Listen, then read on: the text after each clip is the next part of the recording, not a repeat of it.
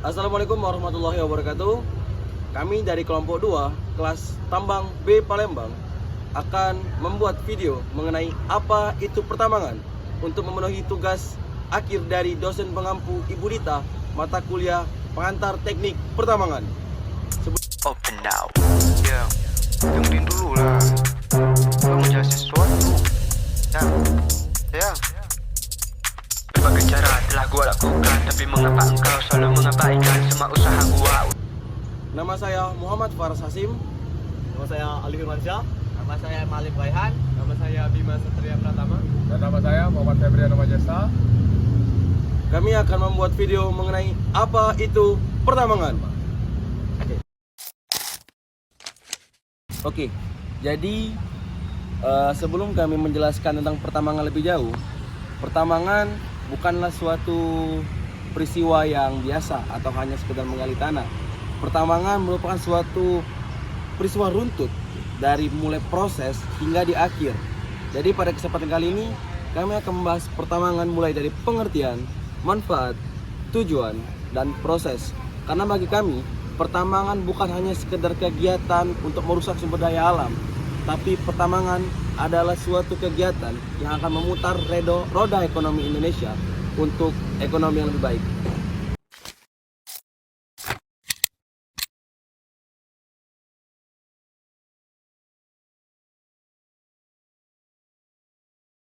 Tentang apa itu pertambangan. Pertambangan adalah kegiatan yang mencakup segala sesuatu yang berada di dalam industri tambang.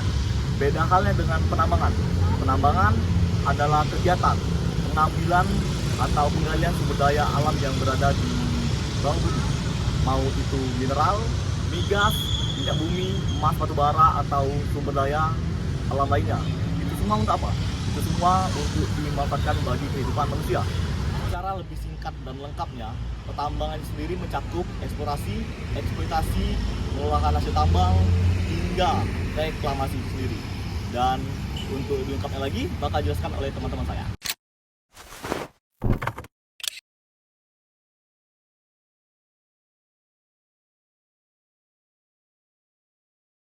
Saya akan menjelaskan tentang tahapan pertambangan. Nah, yang pertama adalah eksplorasi.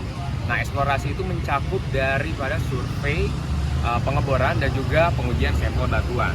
Nah, di situ kita harus mencari sumber daya alam yang akan kita ujikan, dan juga kita harus prospeksi tempat di mana kita melakukan penambangan.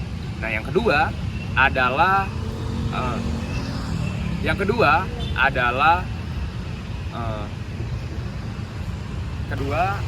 penambangan.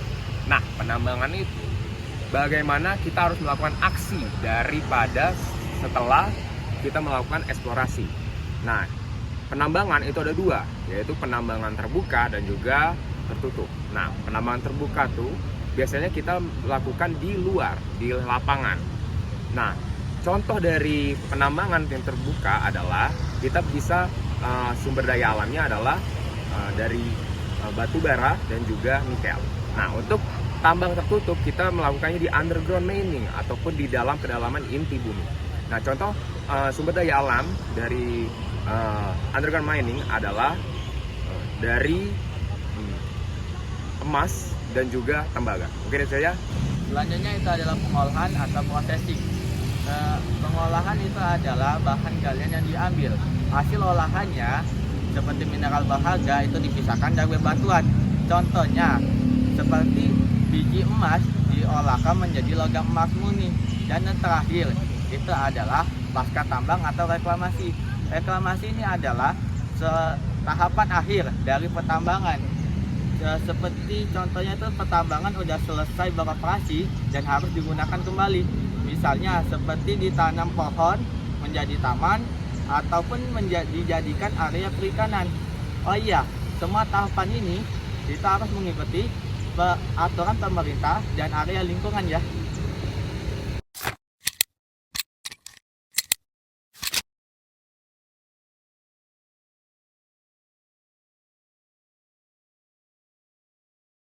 Pertambangan memiliki banyak sekali manfaat dalam kehidupan manusia.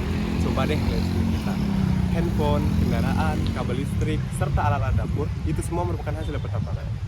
Pertambangan juga meningkatkan perekonomian negara, membuka lapangan pekerjaan baru, serta menjadi sumber bahan baku industri seperti energi, teknologi, dan baja. Tanpa adanya pertambangan, semua yang kita ketahui